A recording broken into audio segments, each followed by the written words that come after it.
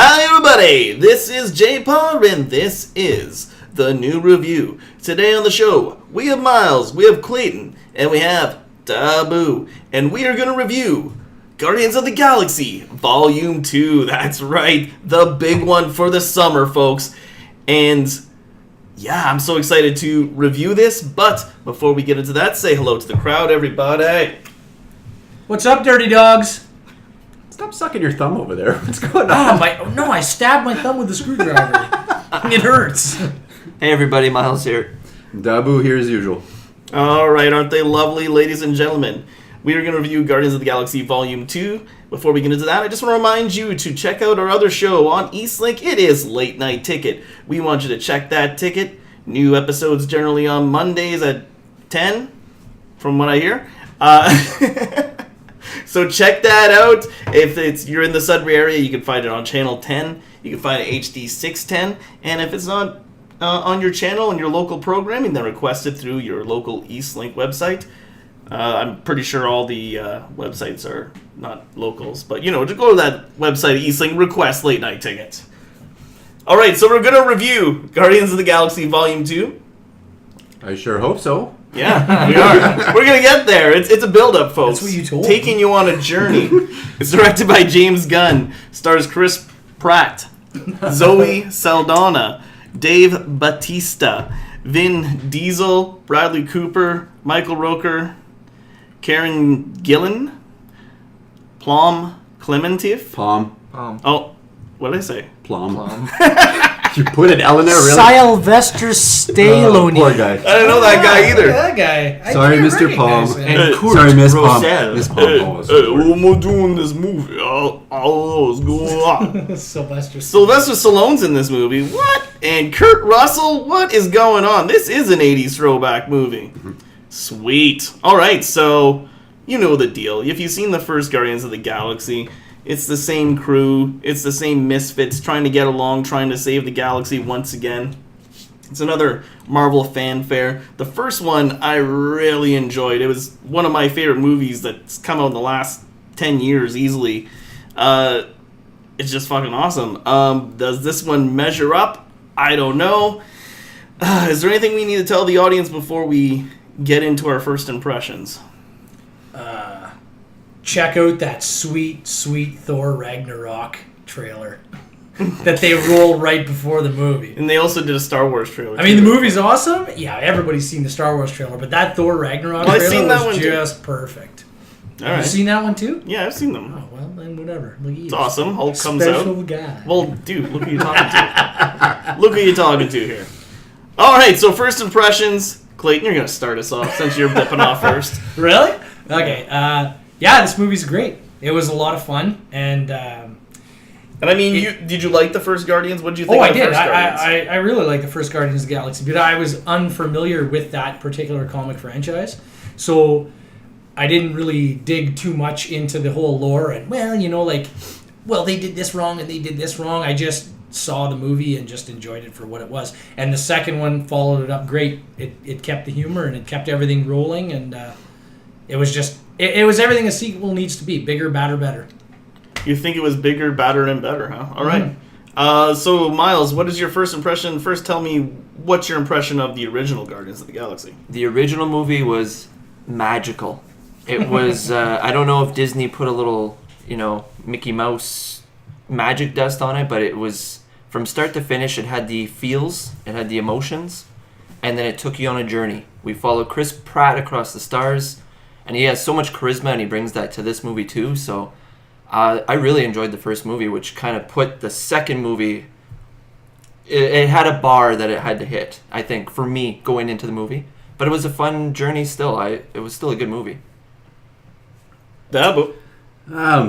Well, I'll first say that the first movie was, like you guys put it, it's a great thrill. It was, for me, it was definitely the introduction to these new characters. So I love what I got to see for the first time, what these characters got to bring, which was always that comedic tone.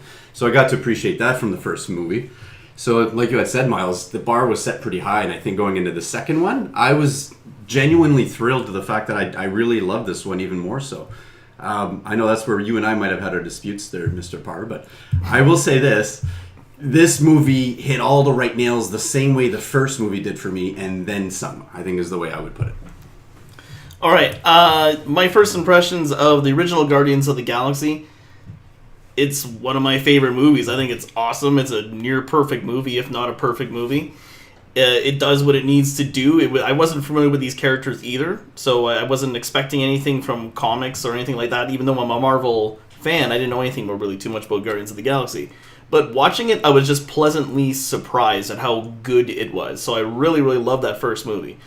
I'm with Myles here. I mean, like, it set the bar pretty high. So I feel like this one doesn't meet the same connections that you're saying. I don't think it hit the emotional thing. But we're going to get into that, obviously. So, Clayton, I'm going to let you take it away. I'm going to let you give your review with the rating without giving too much away about the spoilers, like the storyline or anything like that. Because we're going to save that for later, folks. That's right. We're going to flip into spoiler town at that point, right? We're not doing it quite yet. Let us know what you think, Clayton. Rating out of 5. I'm going to give it a 3.5, actually. And I'm kind of grading this one on a curve because it was entertaining. Like, it was entertaining. No doubt about it. Like, it's one of those movies that you want to go and see in theaters. The special effects are awesome. The scope is awesome. Everything's awesome. The story doesn't go too super deep. Like, as a comic movie, it expects you to suspend disbelief on a moment to moment basis. But it I don't know how to actually grade it on a curve, but yeah, that's where I'm going with it. All right, Myles, give us a rating and a little bit why. I'm going to echo your rating, 3.5. The first movie, I think, is this movie's downfall. It gave us so much more depth and story, and they fleshed out some more characters in this movie, which was pretty cool to see. A couple surprise hits from some surprise characters that I actually want to see more of now.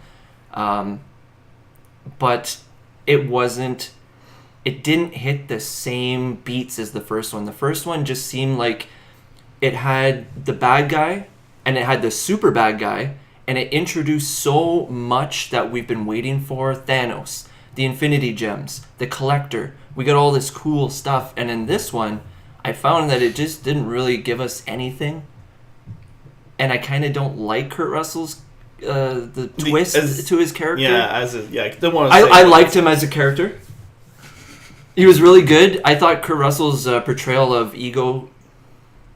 I don't want to say the rest of his name. I'm not going to spoil it. Ego. Okay, we'll tell you more about his character later, folks. That guy. That guy. I thought he was really good. Kurt Russell is pretty much good in everything. Yeah, I'm starting to realize now. I can't believe I'm realizing it now after all these years. But I don't know.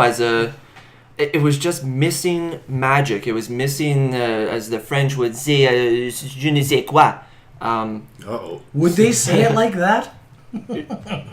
Yeah. Yeah, pretty much, yeah. They say it like it's crazy. I don't know any French. So yeah, 3.5 is what I give it.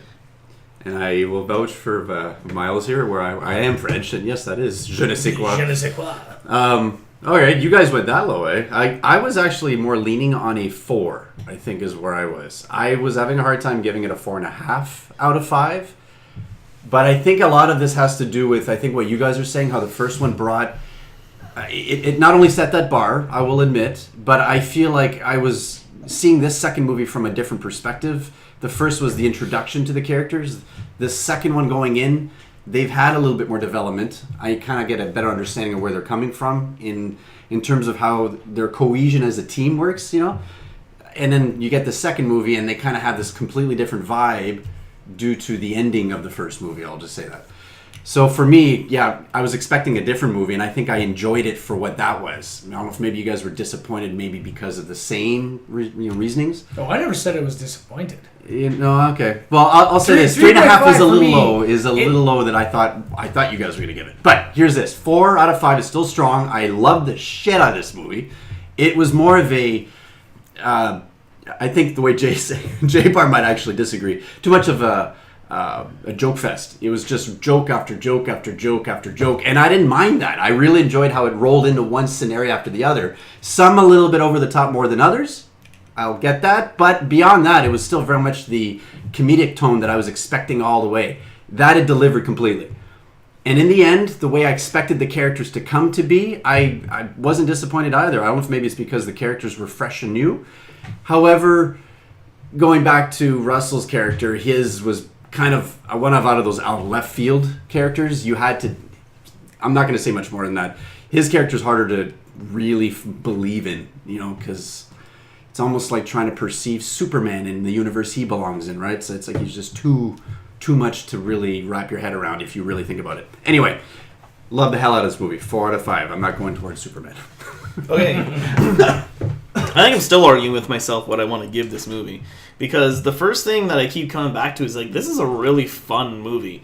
And I want to keep coming back and seeing that. But then I ask myself, it's like, okay, compared to the first one, it's like, I like Myles says, I felt it missed a lot of points.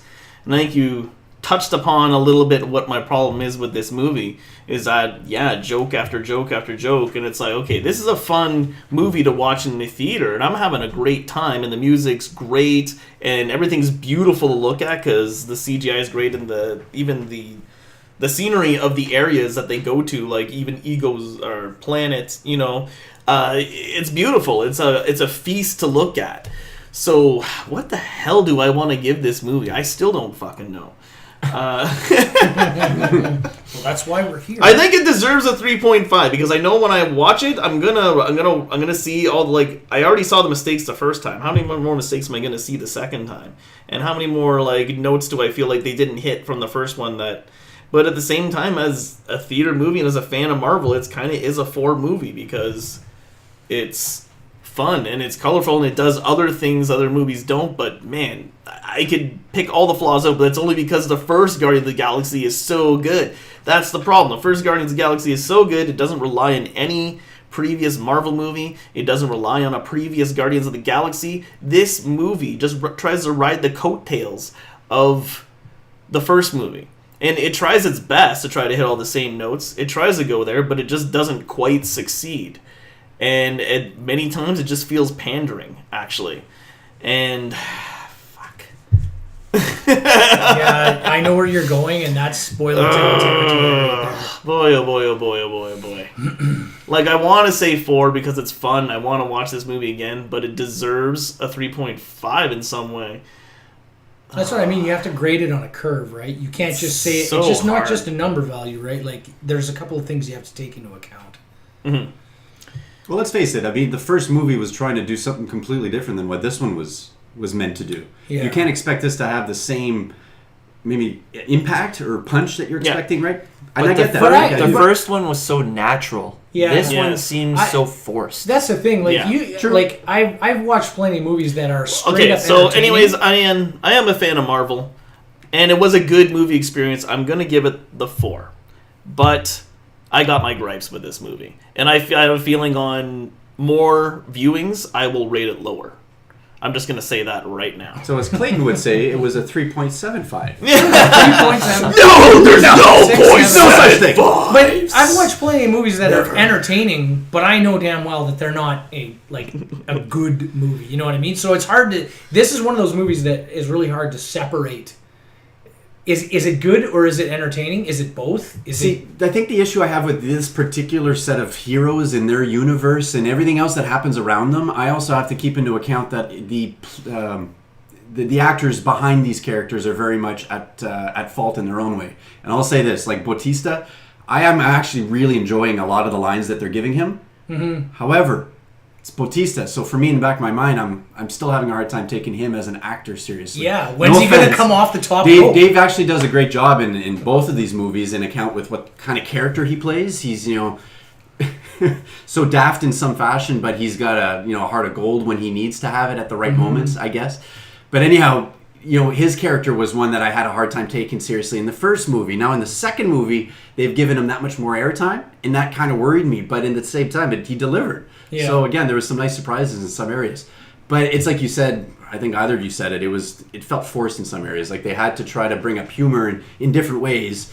And as They felt variety like of they fashions had as to. possible, just to say that they were as comical as possible, right? Yeah. But again, sometimes a little over the top. I get that.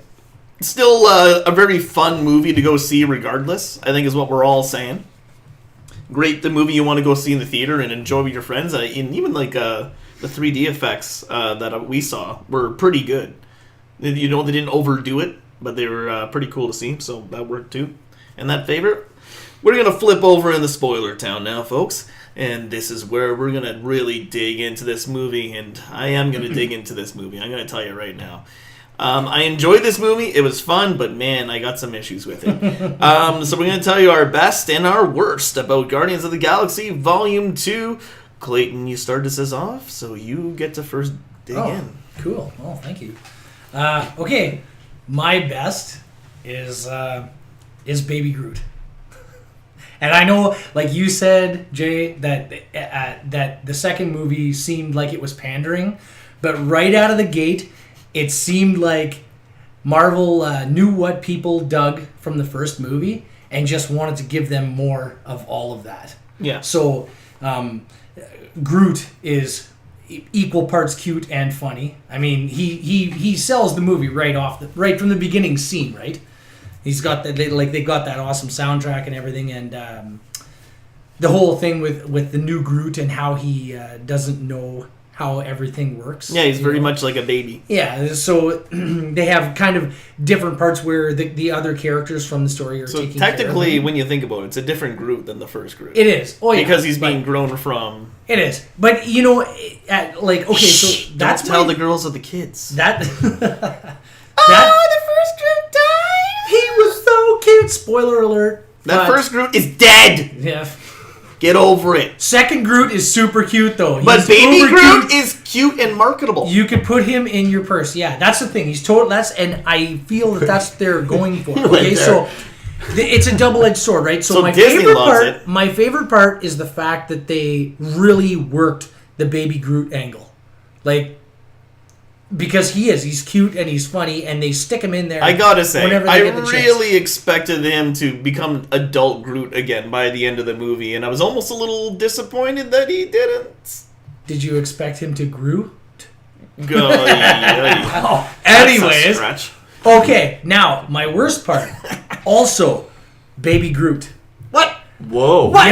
Yes. With a double-edged sword. It's a double-edged sword. Okay, whatever. I'll Groot, allow it. Baby Groot, yes, because Baby Groot and the whole concept of the humor and that derivative humor from the first movie, it feels like I was immediately aware that they saw the potential of Baby Groot and that they used it all the way through the movie.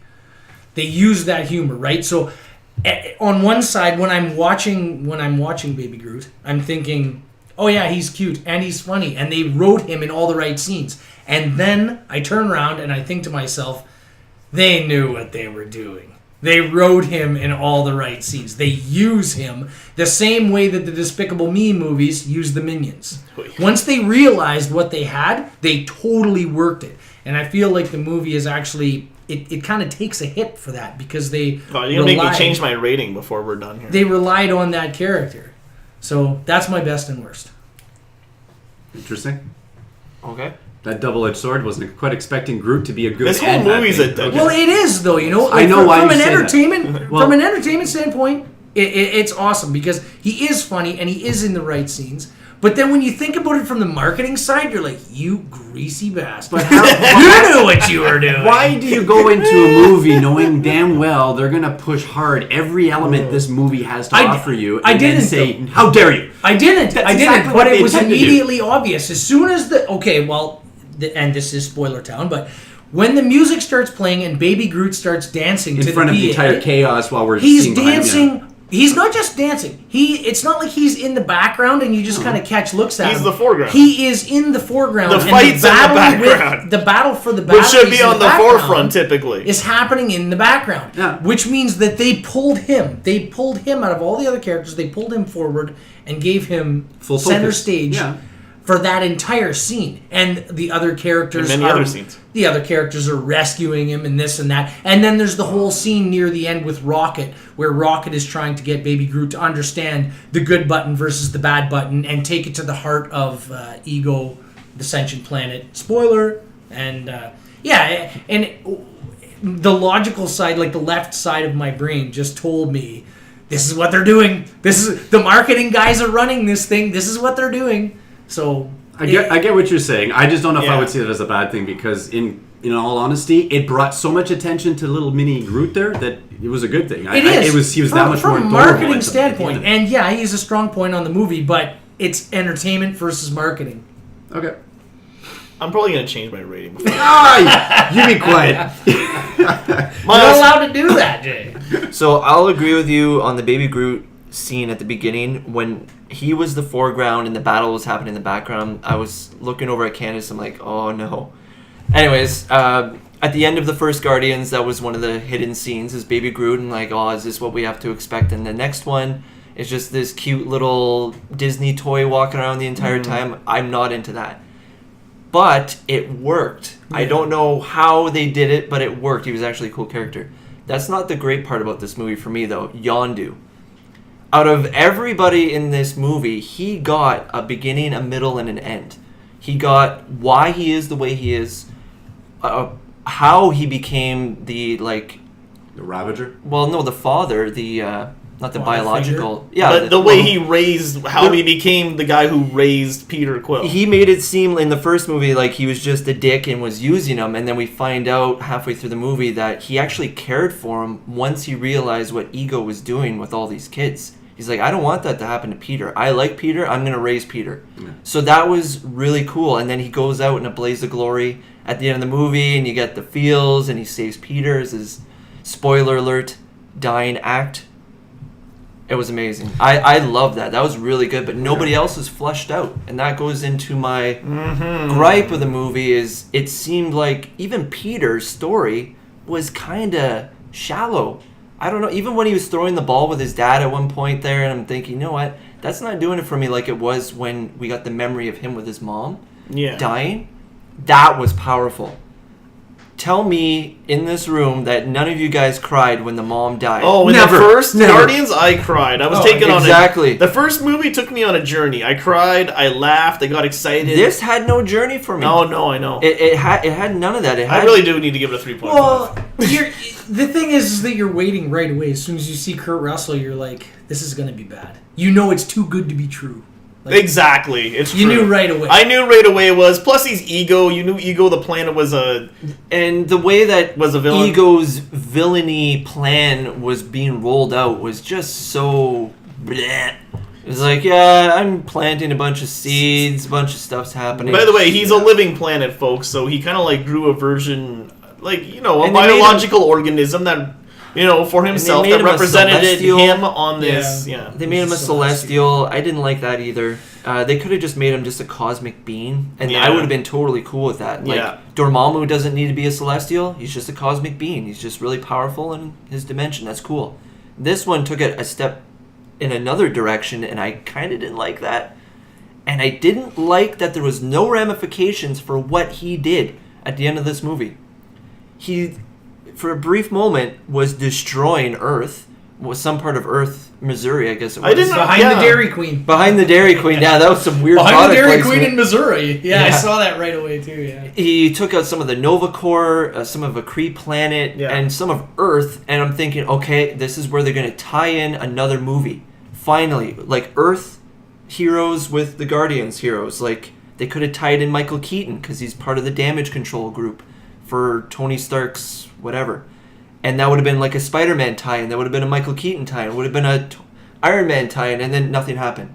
Well, It was just a bunch of damage. It was mindless damage that had no ramification. It had no tie-in with any other movie, and I felt like they really dropped the ball there. Yeah.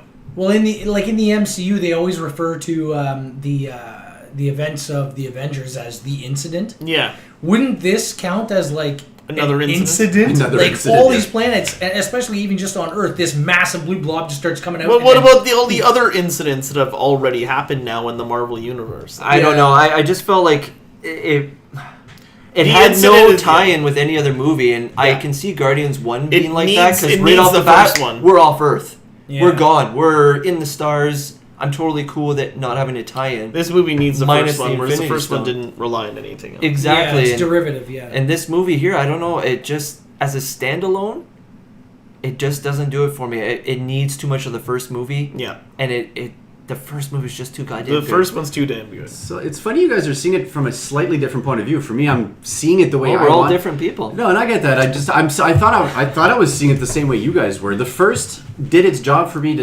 establish these characters for me, right? That's what I expected out of the, like any intro, the beginnings of something. It's almost like you said, Yondu had finally a beginning, a middle, and an end established for his character. Yeah, that was cool. I really enjoyed that. I will admit, okay, maybe I should just simply start with this. My favorite had to simply be, God, I had a lot of fucking hard times with this, because I really did enjoy the intro to with Groot. It was fun. You're Yeah. right. You're completely right. That's a marketing ploy in itself. But I'm sad to say, but when it works, it works. That works beautifully, by the way, simply because it's just too damn adorable, and you can't do anything about it. It's like a goddamn kitten. You Yeah. can't do anything to it. It's Cats just a on the fucking kitten. internet, yeah. But anyway, my favorite scene, I think, beyond the intro, oh god, I had a lot of hard ones. Actually, I really enjoyed the transition of how we got to meet Ego and how we understood what Ego really represented. So I have to admit, Ego, the character on his own, was a hard thing for me to wrap my head around. And it was so out of left field, as I said, that the character was just that much... It made the movie kind of go down a notch or two for me because of his character alone. And that's just maybe because of him being either cosmic or as celestial, as you had put it. Not so much that literal, but I feel like because he was such a different type of being, the believability of such a universe is just too much. And on top of that, throw Star-Lord in there and say, oh, by the way, now you're immortal. Thanks. And then Thank take you. it away at the end of the Yeah. movie. Yeah. And of course, as a human being, that'd be like the worst fucking gift, give back, It is. Take back, but I right away I understood the ramifications of why, and again, this is taking this from outside the movie. Yeah. The ramifications to the MCU of having Ego die is because they're paving the way for Thanos. And You're right. when you're talking about like the Infinity Gems, like the stones, and then you've got Ego in there who is a living like ascension planet who has all this power and everything, they would be like, well, why don't you just appeal to Ego to go after Thanos? You know what I mean? Like he's OP, Well, to put it in video game terms. yeah, okay, well, I'll say this. You're right about the OP, but at the same time, I view Ego so differently than Thanos. Thanos is an individual, whereas Ego is almost kind of like the effect of the Borg from Star Trek. They assimilate everything, and that was basically his last ultimate plan was, I found my purpose in life. Yeah. I'm going to assimilate everything. Make Oh, all great life idea. like That's me. just going to save everyone's fucking lives, you dumbass. Yeah, but then he would be competing care. with Thanos directly on his own ground. That's the point. It's the kind of character he represents. Is not only was he celestial, he was omnipotent, I think is the way to put it. He just didn't care. He had no perception of life for him was, again, not there. He didn't really care about life. Well, he pretended to when he fell in love with the human being and all that. But then he started to notice that it wasn't so much love. He just naturally fell in love with all these women from different species to conveniently spread his seed to see which one would be the best, next best progeny, I think. Yeah, which takes him down a notch from a god to just another A fucking creep. being. Yeah. You dick. Ego. But that's the thing. His character, trusted you. I was already battling it out, trying to get his character right, and then at the same time, I was enjoying all the laughs the fucking Guardians brought me, along with Yondu, Mantis. She was quite interesting, I might add. I have to admit, the chemistry between Drax and Mantis was kind of nice. She was kind of oblivious to the things that she was being said to her. She was almost very naive, or not naive, what's the word I'm looking No, for? she's not. Yeah. Can I pet your kitty? I'm Yeah. Rocket turns around and bites her. You are absolutely laughs ass off at her. That's called a practical That was joke. really good. I just made it up. So again, all the laughs, including those two, because that was a nice surprise for me. When Mantis was brought in, I didn't know how to consider her character. She was kind of a very innocent character coming in at first. And then you suddenly realize she's just completely naive to everything that's happening around her until she clues in. She's got to roll with the team up to a point.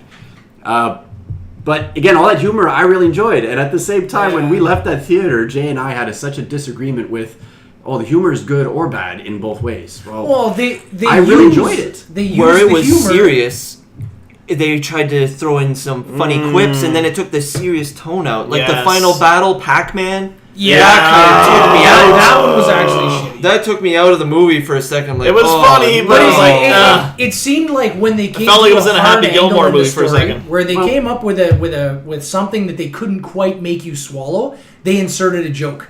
And it kind of made it was like sugar to make the pill go down, you know what I mean? Like It's almost like if we were to say, as we're trying to soak in what Ego was all about, they throw in some quick Egon from the joking moments to Ghostbusters? say, by the way, pay attention. Yeah, I get Yeah. that. For me, it didn't throw me off enough to say that I understood what Ego represented. You know, not only the antagonist of this show, but I guess you could say kind of like how they're going to end it in such a way that they're going to now link with the other Marvel movies. I'm always looking for that next step into the next, story arc, right? Because they all do tie in if you look carefully, I guess. There was no literal link, though, I think, in this one. But, No. okay, Well, that was... Did I say my good or my bad? I don't know. What did you say?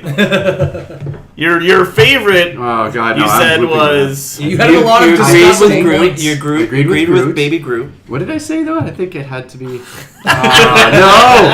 You guys had some great debates, though, between all this. I love the whole movie. You like the humor. Yeah, you like You the like humor. Groot. You said... Okay, here, fine. My final answer. It is the humor, because I really admitted to the fact that I was just laughing all the way through. And So, your least okay. favorite is... My least favorite, I think, is because I had a hard time with Ego. He was a very Okay. difficult character. Now I understand what you've been saying. So maybe that's what it's all about. Sorry, guys.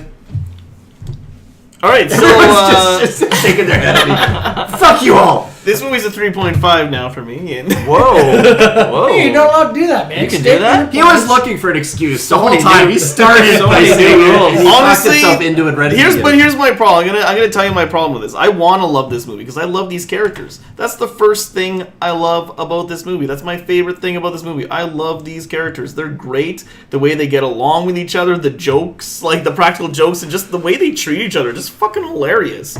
I was laughing my ass off all the way through, and that's my least favorite part is that they tried to throw in too many jokes, and they didn't focus on the seriousness and the gravitas that they had from the first one. The first one had so much heart, it was so deep.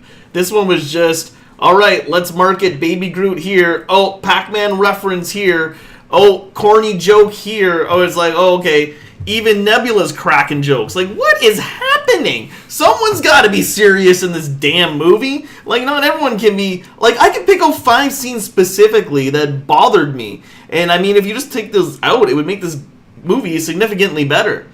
Okay, 1. I didn't like the Golden Guys playing the video games. I thought that was... Like, how would they have Earth sounds in their video games? Like, what? Where'd they get this idea? Were they watching Earthlings do it? I don't know. Anyways, I thought that was kind of derivative and corny. It's like, yeah, I get it. You're from the 70s, James Gunn. You like arcade machines. Cool. Throw in another movie. Rocket and Yondu's warped faces when they go through all those... Oh, my God. That was for 300 kids. jumps or whatever. Yeah. Ugh. All right. Nebula's not ripe gag when she oh my God, no! We don't need Nebula to be cracking wise either. Come on! And I also put the Pac-Man gag down because it's corny. It just reminds me of an Adam Sandler movie. Mm-hmm. Pixels. And I guess. and my final reason why this movie actually deserves a 3.5 as opposed to a 4. What did Yondu do that make the Ravagers happy with him again? And they showed up at his funeral at the end. He sacrificed himself. Rocket told them that he sacrificed Yeah, himself. but why did for they Peter. care? Because he was not the kind of character to have done that in the first place. Yeah, but he already broke their code. Why would they even give a shit Well, about then- that? Because And here's the problem. Peter was one of the kids that he actually took, and then he saved him. And at how the did they end. find out 30 years later that he was taking kids? They already knew, and he had already been thrown out. Like, but why did they wait 30 years to tell him? Because he's Rowdy Burns from Days of Thunder. I don't know. Nice. I'm not sure, actually. That's a good movie. I'm actually not sure. And there was a Anyways, couple of I moments just know that like that. I know that For Rocket me, I actually feel goes out of his way like to it say was that just he- a tacked on happy ending. I feel like that's why they did it. It's like, oh, Yondu got the funeral he wanted. Like, what? I kind of think of it as the same scene as you guys were commenting at the ending of the first movie with, Peter, hold my hand. Yeah, that was an absolutely beautifully done scene, and it got me teared up. It still gets me teared up, by the way. But this one here, Yondu, yeah, it was a little harder to take him seriously when we lost him. I didn't really completely. It's not to say I didn't choke up. I did feel something, but it wasn't quite the impact. But he was the only one they flushed out. So you have a side character that they flushed out, and you have 5 main characters. He has a full arc in this. We never got to see Drax with his kid or his wife. Rocket never got his story arc. Of how they died. I feel like Rocket's arc was never completed. Yeah, no, it was slowly kind of going somewhere. He was just angry, and everyone was pissed at him, and it never came to a resolution. Him and Yondu draws a comparison between the two, a parallel, and then all of a sudden it's like, oh, everything's okay. Yeah, I feel like he didn't have his arc. Yeah, I have to agree with it. It kind of does deserve a 3.5, but it's a fun fucking movie. And Gamora, she was sidelined in the first movie, and I found I can't wait to watch it again. Sidelined in this movie. Yeah, well, they're like, Nebula had more to tell. Like we heard that her and Gamora fought all the time. The reason why she's disfigured, it's because she kept losing to Gamora. That was cool. She actually, and that was a cool, freaky story. But Gamora didn't say shit that mattered. So it's like, why are you here still? By the way, listen, guys, it's still a 4 for me. Sorry. Oh, that's fine. That's fine. But I can understand why you give it a 4 because it sounds great. It looks great. You love the characters. You want to be in that world. I can understand. I still want to give it a 4. It's a fun as fuck movie, but I just see too many flaws. And when you hold it up to that fantastic original, it just doesn't. That's what I'm talking about how do you draw the parallel? How do you draw the line between entertainment and quality? You can't, it's easily likable. Like, there's no doubt about it. You can totally like it. There's a lot of easy paths they took. I get that. But once you start to think about it, there are problems that you can find within the movie itself. But no, when I watched it, I was totally entertained. No, yeah, it's great. I was entertained. It's an awesome movie.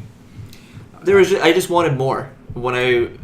It was like halfway through the movie, and I knew they weren't going to give it to me. Yeah. So I started watching the movie through a different lens. Yeah. We'll put it that way. I'm like, okay, they want to be funny.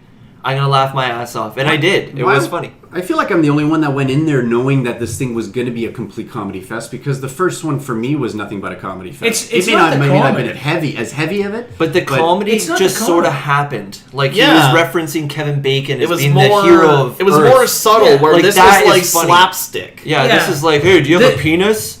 The Drax scenes were hilarious. Like they were funny, but he's hilarious. But they felt like they put them there on purpose. Like it was Groot, Drax, Groot, Drax, Groot, Drax. Like they just kept shoving them in your face. In my opinion, well, for one, Groot, I'm not overly surprised. Drax, on the other hand, in my opinion, didn't get much showtime in the first, so I'm starting to wonder if we should really get his character out in the open to show him. But really they changed his character from the first one. Of course, because he didn't understand emotions, and then they ran the comedy element on this one. That's fine. Like anyone who's with each other for quite a bit of time, they're going to develop a difference of personalities as they're together for so long. That's part of being a team, right? So in my opinion, the same character I saw in the first movie is not the Drax I'm expecting in this one. No. If at the same time I understand he's the same person, but he's going down a different path, I get that they're meeting up with Ego, who no one understands exactly who he is until suddenly he's about to threat his own son.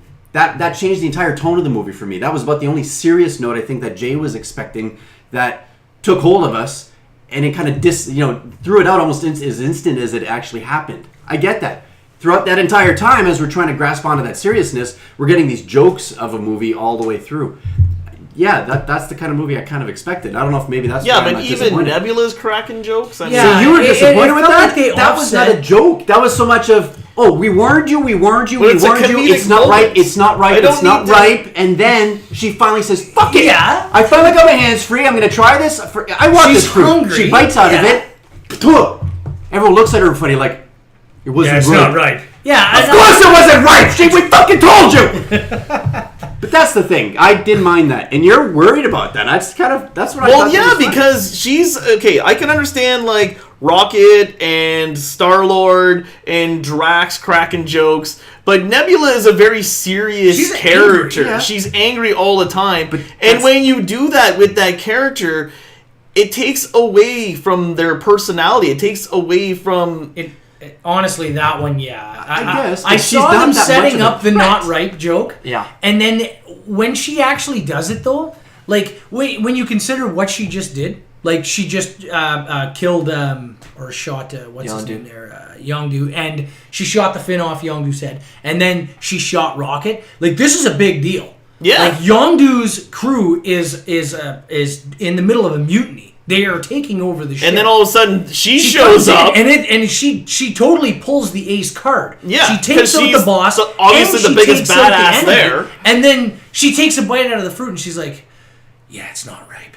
And I mean, it just takes it down a notch. Like, it would have been better if she That just happens bit a into lot. the fruit, and that's it. And that's what I mean. They take the hard plot points and they add a Put a joke to joke. them to Yeah. soften. The first one was good because it was subtle humor. This one just, like, they knew when to pull the reins back. This one, they just let it go right off the fucking cliff. They don't care. They're just like, whatever, let's throw in as many jokes as we can. Well, I'm sorry to say this, guys, but when you got a character like Drax saying some of the things that he does, He- the whole movie's hard for me to fucking I take wouldn't take seriously. anything Well, back you don't even because of take that. it seriously. Wouldn't take anything back from Drax because he But- was hilarious. Yeah, No, but if everything you really Batista think about did it, with this was great. Everything he did with everybody. It was he had hilarious. a joke with everybody at some point in the Yeah. movie, and it was. But you guys are commenting on scenes that for me didn't take me out of the moment. I'm starting to wonder if I'm starting to see again. I guess I saw this under a different light. You guys were expecting. I a whole other enjoyed movie. this movie, like, as a Yeah, first time that's- watch. and that's I the know, thing. and I know you guys say enjoyed that. it. But I know It was fun. when I watch it again, I'm already seeing the mistakes now and the things that bug me now. What's going to happen when I watch it a second or a third time or a fourth time? When I've watched the original Guardians of the Galaxy on multiple viewings, I think it just gets better every time.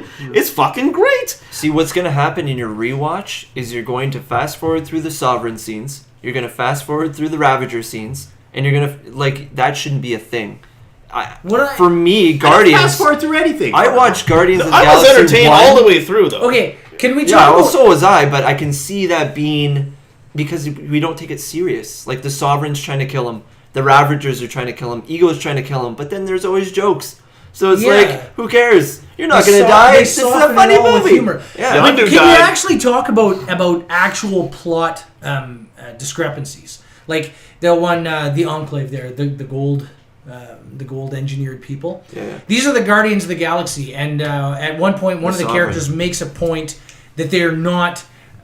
Yondu makes a point. We can't kill these guys. These are the Guardians of the Galaxy. If we eliminate these guys, we're gonna have everybody on our heads. And yet, what is it? The Enclave are like, whatever. We're just gonna kill these assholes. Like, we're pretentious dicks, but at the same time, we are without thought willing to eliminate these guys just for our pride. That I had a problem with. Another thing is the fact that Rocket tries to save the rest of the crew, the rest of the Guardians, and without talking to the rest of them, right? He decides that the ship is going to take off. He's leaving Peter behind in the center of the planet with Ego, and then Yondu saves him and brings him back up to the ship, and it's actually never mentioned. They never make... Like, who left me behind? Exactly. Who made the decision to leave me behind? There is a large... No, but hole there. Rocket did that because he knew what Yondu was going to do, because he handed him the things. He didn't know, though. Yeah, he did. He If said you there's did only that to enough me, for I'd one. be pissed. I would be He mad. said there's only enough for one, so he knew there was only enough time for them to get off the planet. Okay, and well- he knew what Yondu was planning. And when he said, "I only have enough, I only can lose one friend today," he wasn't talking about Peter. He was talking about Yondu. Okay, well, then I'll put it this way then. Then the way that they directed it, that's not what I got from the scene. Well, I thought originally he meant Peter, but after I watched, I'm like, oh, okay, I understand. There was a mutual thing between Rocket and Yondu, like he knew he was going to save Peter's life. Okay, well, that's a directorial thing, but I still, that when I watched Because he those didn't scenes- say I'm going to lose two friends today. He said one friend. Yeah. And he did have a connection with Yondu very early in the movie. Did you guys get the reason why he put a tumor in his mom's head? No, he never explained it. That I was was- hoping he's like, he was that going was to. a I really huge- hated putting a tumor That was in his head. huge. That and was a he huge didn't thing to say, and it's like, explain whoa, and Dude, it never why? got talked about. Dick move. Well, Like, here's the thing. Yeah, but why did he do it? That reminds me of how omnipotent the character really was. Is that he had no care for what it is he left behind. He just ceded everything he needed to do and then just left Actually, it I behind. think but I just realized why he did it. he maliciously placed a tumor in her head. He could have just let her live out to old age and just... die. I think he did it because he didn't want to keep going back. Yeah, he was now worried that I that if think he about it, had it's any probably excuse why. to go back, he might have stayed behind. He admitted that out loud, even that he had fallen in love with that particular woman. I guess out of all the But that's species, fucked he had, up. Still, procreated though, with. you know, Well, like it kind of makes sense. It brings the aspect of the whole But it just- topic of love being brought into this scenario, right? Because they always seem to utilize that as a human trait that will always be the endearing part of us. But I have love. a flower garden at my house, Sure, and what about and flowers? when I get tired of it, I'm not just going to let those flowers grow over. No, I'm going to burn them. I'm going to put gas on them, and I'm going to burn them. That's because you're a And horrible then person. salt the earth. Well, that's what I mean, right? Exactly, yeah, and salt the earth. I'm going to pour diesel on the ground and make sure that they never grow again. Like that. Wow, you it's know, like I'm it sitting just, beside Eagle the Living Planet right now. It just seemed like it was just a malicious move. I feel Yeah, like it it was definitely someone who was seemed like putting that. weed killer Roundup? Roundup. But instead of spraying the weeds, he was spraying the flower itself, just to say that he didn't want to have to come back to flower it again. Yo, I'm a god, The and I water round up your mom. There was a lot of weird stuff that just wasn't explained. It just sort of like, eh. All right, so all the characters. Can we sum up what we felt about all the characters? Peter, Star-Lord, he was mostly the focus, Yeah. right? Well, for good reason. I didn't get enough Peter. I liked him yeah. better in the Ooh. first one. Yeah, me Is that too. what he said? Oh, Drax, hilarious Loved in him. this movie from Yeah. beginning to end. He is a much different character, and he was brooding in the first one. And this one, he was just all jokes. Yeah. Yeah. His insensitivity to people is hilarious. Gamora, She wasn't fleshed out enough for me. Yeah, she relied too much on Not enough. Nebula's Nebula. character. yeah, Yeah. Nebula was To had be more quite story. honest, that was one thing I think I only got out of her character was not so much the Peter and Gamora development, which we thought we were going to get. It was more about her and her sister, Yeah. Nebula, and I didn't mind that actually. I guess they're It wasn't saving enough- you're the, right, Juan, it I wasn't like the enough. fact that they drove her towards Thanos. They drove Nebula towards Thanos. Well, and I think for me, Nebula was always a character that was always against Thanos. She's just felt. Oh no, always she's forced to do against his him, bidding. but now she's at the point where she's been released. Now she's unified with her sister, and now she knows that Thanos is actually the true enemy, and that's where she's going. I still don't trust her when they go back to face Thanos, though. That's just me. Yeah, that's true. Rocket Raccoon. I liked him in this. I liked him in this, but he's my favorite character, and I felt like he didn't get a full arc in it, so that kind of bugged me a little bit. I felt like him and Yondu actually got like a binary arc. Well, that was Yeah. They reflected each other. Yeah, and then, him and Yondu had a thing going on, which was all right. I mean, that was pretty decent. When he took out the entire Ravager crew there by himself, that was awesome. He was just That going was along, cool, take yeah. out this group, took out this group, and he's on the He's microphone laughing. pretending he's in the ships. Oh, yeah, coming that was along to the hilarious. song. That was pretty Yeah. funny. Yeah, you thought he was gonna get effed up, and then he ends up effing them up. Yeah. And then Groot, baby Groot. I kind of wish he would have been a full grown up by the end of the movie. Yeah, I me don't too. know why I was really expecting do. that. I expected that too. I wasn't. He's a I plushie. see, weird that we were expecting totally different movies, guys. That worries me. That worries me. No, it doesn't. Baby Groot is a plushie. All right, Well, so that's just part of the whole And thing. can though. we That- talk about the one final scene? Oh, The Watchers. with With Stan Lee? Stan? Oh, yes. Stan Lee. What do you guys think of that? That means no more Marvel Universe. Stan's gone, right? The Watchers left no, him that, behind. I think that means he's a part of the Watchers. Yeah, he's one of the Watchers. Yeah, I kind of like that's kind of the nod to what that is, if it not. What What does is he one of them. say? And then at one time I was a FedEx guy. Yeah, What he did was say? this. Yeah. Well, he was describing all his Stan cameos. Yeah. He's like, well, remember that one time? So it almost makes it seem like he's an agent for the Watchers or something. Yeah. Yeah. They go down to Earth. There's some weird shit happening with the X-Men right now. I almost thought you were And going to then say watch it. Stan Meos. No. Stan Meals. It was one of his Well, Stan that's good. Meos. It sounds like a bad cereal that I don't want to eat. Ugh. Hey kids, Excelsior, eat some Stan Meals. Time to save the day. Stan Meals. It'll make you super. All right, yeah, so any more final thoughts? It's a thrill of a movie. You know what? Still watch it. It's fun. Aside from all the criticisms, Oh, it is yeah. a very fun Great movie, movie and still. it's totally worth seeing in the theater. It deserves a 4 or a 3.5. You could go either way. The first one is like listening to the Beatles for the first time. Yeah. You know what I mean? That's what it was Yeah. like. And then this one here is your second Beatles album. It's like, Something actually okay. we never touched on was the soundtrack. Well, The I soundtrack just was gonna actually speaking really of which, fitting. This one It was, was reasonable, and still what good. also happened at the end of the movie, which I thought was kind of funny, because don't forget he lost his cassette player now.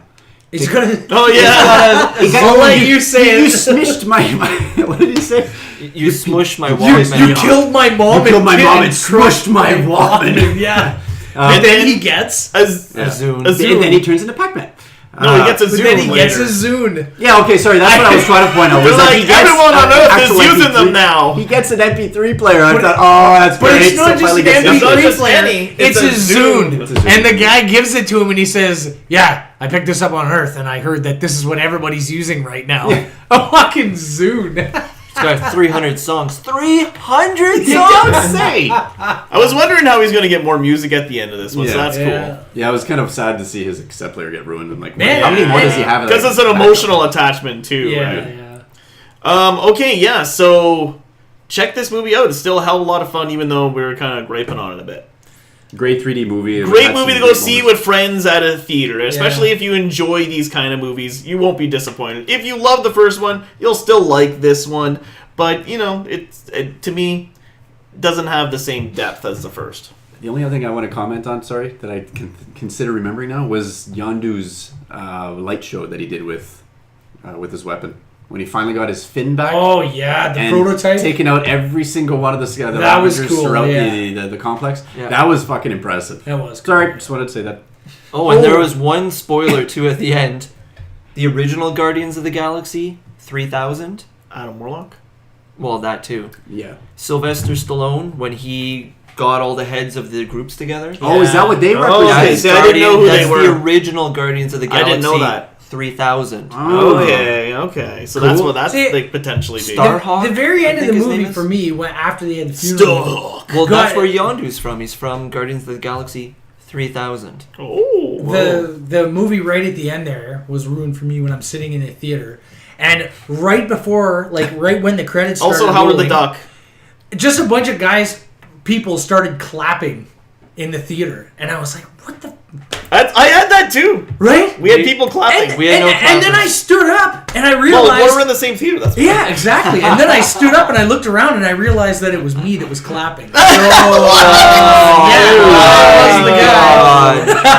I know, because I didn't sit with you guys. clap? Oh. Yeah, it was at the Oh end, my and I was like, God, I man. can't stop clapping. When I saw Avengers and when I it's good. saw Guardians of the Galaxy, both times we were in the theater, and when the end started, like when the end credits started rolling, people were clapping, and I was like, this was entertaining. I was like totally. It is a totally So I entertaining. It's started great. clapping, and the guy next to me started clapping, and the other guy clapping. I and then- noticed a few and then people it clapped. never caught fire, and I was like, oh, I'm just. You're That's that just guy. great You're that guy who people. starts So, to clap. just so you know, if you hear a guy in the theater clapping Or and you're in tries to. Sudbury, it was probably me. He's sorry. I never All right, said that. all right. So yeah, we're gonna do a new episode of We Promise Nothing very soon, folks, because this movie made me really think of something, and if you guys are cool with it, Never. You want to do a Are you waiting retcon for on them to say ratings yes? episode. We get to retcon one rating. Which brings us to an interesting point. What did you actually give this movie? You were flirting with a 4 and a 3.5. I think he stuck with a 3.5. That's where it is, right? So 3.5s, and a 4. Yep. Okay. You know, it's really hard to say. I mean, Good night, folks. Well, you'll find that out some other time. All right, so in a future episode, we're gonna retcon one of our ratings on one of our movies. Yeah, this will be something new that we do, and I just feel like it's something we can do once a year. That way, we're not retconning every review we do, because sometimes when you watch a movie again, it's just not as good the first time. And also, it's fucking up my ranking system, folks. I need to retcon some of these damn reviews, and you're gonna hear. I only get to choose one. I want to do more. I want to do a lot more. Can but I bring only in get one. 0.25s or 0.50s or? What do you mean? Well, You can change 0.675? you can change it to whatever number you want. It's just as long as you reviewed it on the show before. Okay. And you can change your ranking from what you had before. I'm sure there's some of us that can do that, right? Can you? No. No? You're fine with all yours? Maybe. You should go back and listen. Maybe there's a couple one I would movie, change, actually. Yeah, there's Yeah, a couple I would there's change. one. The Revenant, you want to give it a 5? We never reviewed that for good reason. Oh, we did. Not worth. No, yeah. Not worth. Well, a you five. weren't here. You gave it a 5. You loved it. No, I stink fest. I'm sure I could think of some. All right. All right, so follow us on Twitter. You can always join the conversation at We Promise Nothing. Drop the G. And you can check us out on Facebook. Give us a big ol' like there, because we like when you do that. And thank you once again for listening to our show and checking us out on Late Night Ticket on Eastlink.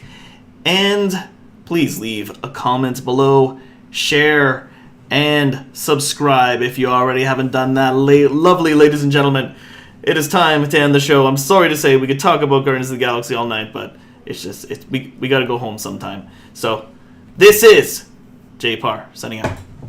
Clayton trying to control an arrow with his whistle. That was a whistle? That was whistling. Sounded like someone left the back door open a little bit. I can't whistle. There you go. There, 30 people are dead. Yeah. My knee. Arrow, you know what? I'm glad you brought that scene up, actually, because when they were walking through the spaceship and he was pulling that whistle out, it was totally awesome. All right, It cool. was totally awesome. Carrying on. Myles sailing the stars. Da Boo going bye-bye.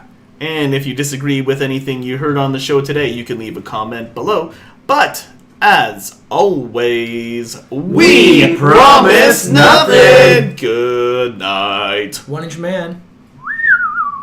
I'm Mary Poppins, y'all. Yeah.